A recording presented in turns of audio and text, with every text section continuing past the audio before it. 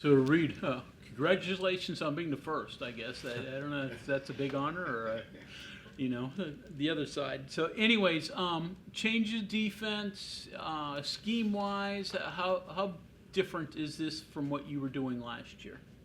I think that just speaking from, I've played in like 4 or 5 different schemes since I've been in college now. It's kind of crazy to think about, but they all kind of have their similarities and their differences. But I mean, as far as like cover 3 or cover 4 goes, there's only so many different ways you could do it.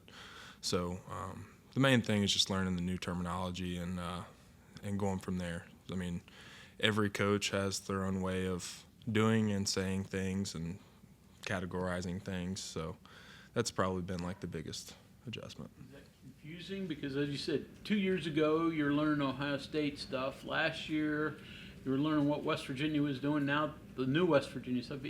Does it get boggled sometimes for you? Yeah, sometimes. I mean, but I think that eventually, get into a new scheme. I think normally it usually takes, like, for me personally, about a month or 2, and then I kind of start, kind of dialing into like what the current staff calls things, and that sort of thing. But yeah, I mean, sometimes it does get kind of bogged together, but it's kind of crazy. It's like there's a whole language in football that's just universal, but there's like a million different little hints of different stuff in there. But yeah. Ohio State transfers over the past decade have a tendency to succeed at new programs. You look at Joe Burrow, who's also from southeastern Ohio originally. What do you feel like being in that locker room at Ohio State did to prepare you for being on the field in the role that you were last year at WVU and, for the rest of your collegiate career? Yeah, no, it was so first off, like, obviously highly competitive. Everybody that goes there has I guess anybody that goes into any Power 4 school has the goal and dream of going to the NFL. And when I was there, I was behind guys that have been starting for 3 years. So you see guys that have been out there playing and doing it, and you try and follow them as much as you can. And for me, I had a player there at Ohio State. His name is Tommy Eichenberg. He's with the Raiders now, playing linebacker. He's kind of my older brother, and I just basically tried to follow everything that he did because he was a high-effort guy, he's always studying, always trying to find an edge and that sort of thing. So as far as that stuff goes, I think that a lot of the off-the-field stuff is what I took from there, yeah. When you came here last year, obviously you were an experienced player and had some leadership last year, but do you even feel more of a sense of responsibility, and how have you changed how you even try to approach the players, things like that? Because you've been through learning the new system for years, like what Greg was talking about. I'm sure you could even now see players that maybe are struggling to learn something and more suited to help them out than even last year, because you have been around, but it's like nothing new for you to learn new terminology. Yeah, I mean, I would say that I assumed some more responsibility because, I mean, this is year 5 for me, all these new freshmen and stuff, new freshmen and new transfers here to West Virginia and that sort of thing. They all know that I've been playing college football for a while. So, but yeah, I would say that there's certain things that you can kind of pick up. You can tell when a guy is kind of getting lost, by all the information that's coming in, because usually when people start or stop, I mean, when they stop asking questions and talking about things in the meetings and that sort of thing, that's usually when it's kind of getting to be a little bit much. And as an older guy, anytime that you can help make things more simple or approachable to younger players, that's always good, because it took me a while to get over that hump. I mean, everybody goes through that. So you come from Ohio State to here. They have the year they had last year. yeah. Was that hard on you to watch what happened there, or was it joy, number one? Then you come here, you got a new coach, a new thing. He leaves. You got to start all over again. What has it been like? I mean, I wouldn't say that it was hard on me, no, because, even though that I had a ton of friends there and It was only 2 hours down the road from my actual hometown. I mean, it's kind of, I'd say it is a little bit weird just from the perspective of putting in 3 years there, and then the year that you leave, they win the national championship. But at the same time, like, I got so many friends that are there and that sort of thing, and to see them actually go and do it, even though I wasn't there, like, that was still awesome to see. So super happy for those guys. But now, like, year 5, most of my friends are all gone now. But no, it was good. It wasn't that crazy. Not that hard. The new scheme and the new terminology and stuff, like that's one thing, but you're also looking at a new philosophy, a new culture, and just a new dynamic with the new coach. How's that been for you? You know, just kind of being here from the transition of one coach to another one, a pretty intense guy at that. Yeah. I'd say that, you know, like, it's kind of the same deal. Like they both, coaches all have similarities, you know, like everybody when they teach the core values of the team, like there's always some overlap in between those, you know. And then like this coach might spend more time on this certain thing, this coach might spend more time on this certain thing. But I mean, it's been a little bit of an adjustment, you know, because Coach Rod runs practice a little bit more up tempo, you know, that sort of thing. But I wouldn't really say, like, I'm an older player, like it's 3 head coaches now in college, so it's just kind of like you kind of come to expect, like, high effort is the guys that are going to play, guys that study the most, that, you know, that sort of thing. So for me personally, it hasn't been that much of an adjustment. With your personal experience, you've worked with different head coaches over the years. How much did that make you kind of say within this transition, okay, I've done this, some of these other guys haven't. I'm going to mentor some of, like, the younger players, some of the less experienced players, like, hey, here's how this works. Like, just like taking that kind of type of leadership on your shoulders over this transition. Yeah, no, I'd say that as an older player, you know, some like younger players, they kind of, you know, a coach will get on to them a little bit, you know, and they might not have been coached that hard before, like, you know, as like a high school player or even like a previous school might not have been coached that hard. So me as a leader and an older guy, you know, I've tried to, when I see that happen and, you know, they kind of get down on themselves or kind of get mad at the world or whatever, just, you know, tell them to take a breath, man. Like, you know, tomorrow's another day, like, or the next rep is another rep. Like, if you sit around and feel sorry for yourself or think too much about the last play or the last yesterday or whatever, you know, you're kind of going to get left behind. So just trying to get everybody to have like the blinders, you know, so to speak. But yeah, I try and do what you can, but it's tough, you know, because there's so many, being a leader, you know, there's so many different personalities that you have to learn how to communicate with, and that's probably the biggest hurdle, I would say. So much conversation on your progression in your career. I mean, when you have a coaching change, obviously a lot of guys look to go elsewhere. Did you have any thoughts of, well, if they're going to have a whole new transition, a whole new culture, a new coach, maybe I'll cap off the career elsewhere? And what was that process like? You mean for me personally, whether Yeah. I was going to leave? I wasn't going to leave. I knew I wasn't going to leave, but, you know, I mean, I could see, like, how other players, you know, like other guys that, you know, decided to leave here, like, you know, they put in multiple years with the old staff, and, like, I can understand how they would be like, I'm just going to go get a fresh start somewhere else.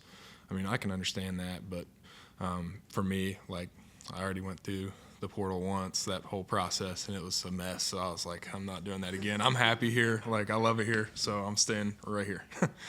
but yeah.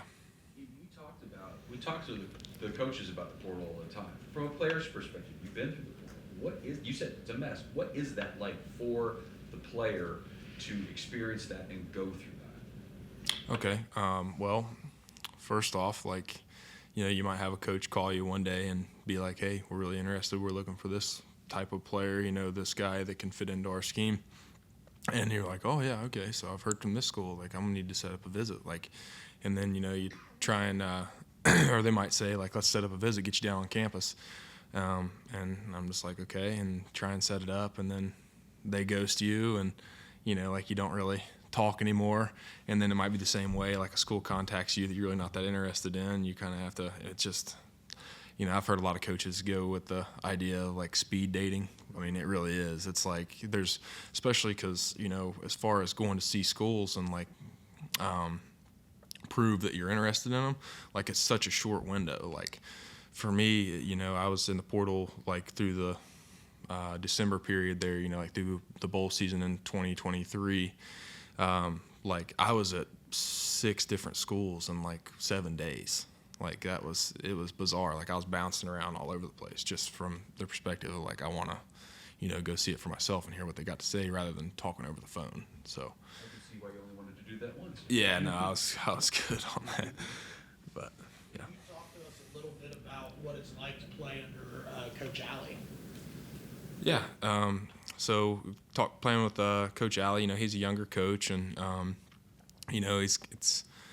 I've always had older coaches since I've been in college. So having a younger coach, it's kind of it's kind of unique in the way that he knows how to communicate with us a little bit better, I would say, just because he's only like, I think he's only like 31 or 30 or something like that.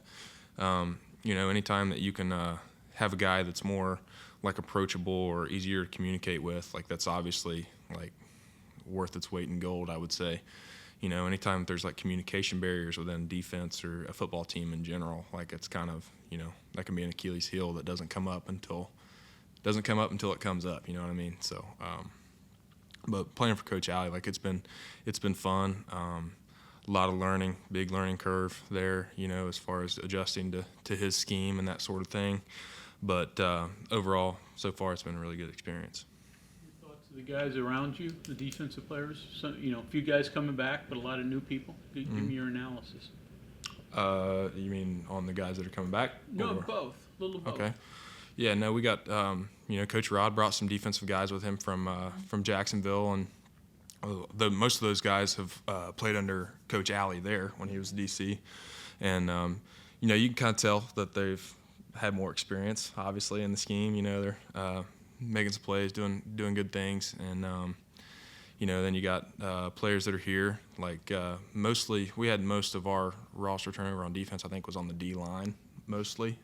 So, you've seen guys like Eddie V, Asani Redwood, Nate Gabriel, Hammond, all those guys. They're adjusting well. And, it's just been – we got plenty of talent here to win and be really good on defense. And I think that every day there's one guy that really sticks out, and then the next it might be a completely new guy. So I think that we have some better depth, more like better numbers, which I think Coach Rod said that he's still got to bring some players in because of the 105 rule or whatever. But that's on him. I don't really know much about that. How advantageous is having some Jacksonville State guys, playing, because do they help the guys who aren't as well versed in the scheme learn the scheme quicker, because you can almost look to them as, I don't want to say a translator, but someone who can just say, hey, it's more of a muscle memory to them.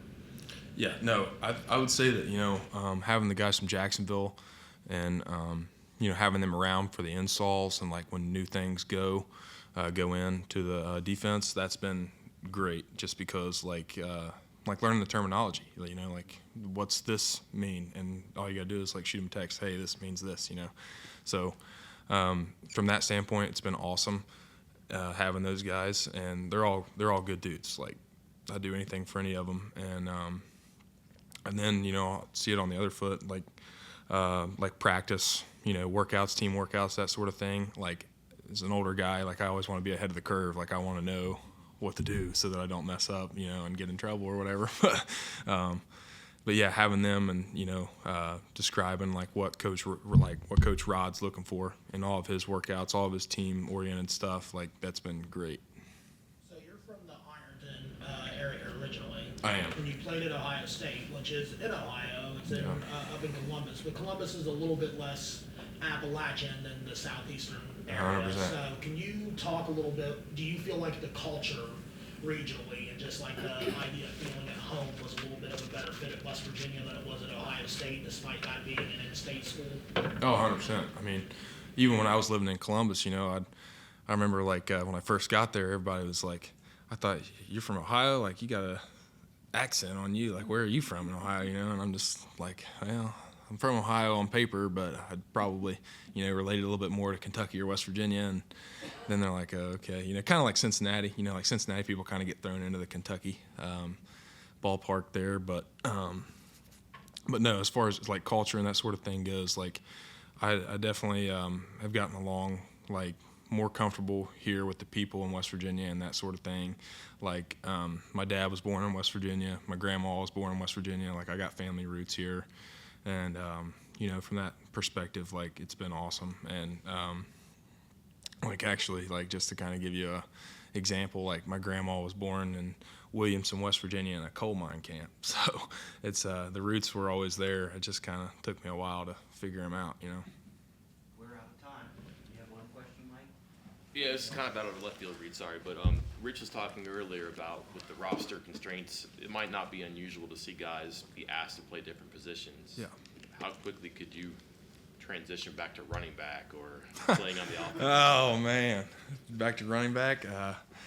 I don't know. Maybe in a goal line situation or something, they're gonna give me the ball straight downhill. Maybe, I don't know. But it's been a while since I've been on the offensive side of the ball. But I mean, I would, if it really came down to that, then I would study and learn it just like anything else. But it's never been asked that since I've been in college. Actually, that's a good question. I'd say, like when you're in college and I've only played one side of the ball, it's sort of like a cult deal, like you kind of become a defensive guy after a couple of years. Like it's year 5 for me. Like I'm 100% a defensive guy. So being asked that question is just kind of like, whoa, I don't know if I could play offense or not, but I'm sure I could get something done along the way. Kind of leads me to this, like just to draw on your veteran experience, what's coming is very different. Yeah. Do you think players have to think differently about having like a second skill set to showcase if they're close to like 102, 103, 106, 107, create a way to make them more valuable and more indispensable? Yeah, 100%. So just for the simplest thing to do for any player, I think at this point in the year, is like, we're working through punt and punt block and that sort of thing. Like you got to try and win jobs now, like especially if you're like a younger player that hasn't got to play much and that sort of thing. But just like you said, you got to find ways to make yourself valuable. Like, what can this guy do? Like, the guys that can do the most are obviously going to be kept. So the guys that can play on punt, the guys that can run down on kickoff, KOR, you name it. I would advise anybody to do that, as far as learning new jobs and new skill sets and that sort of thing. Whatever you can do to make yourself the most valuable player to a team, that's what you should do. Thank you, Reid. Thanks, guys.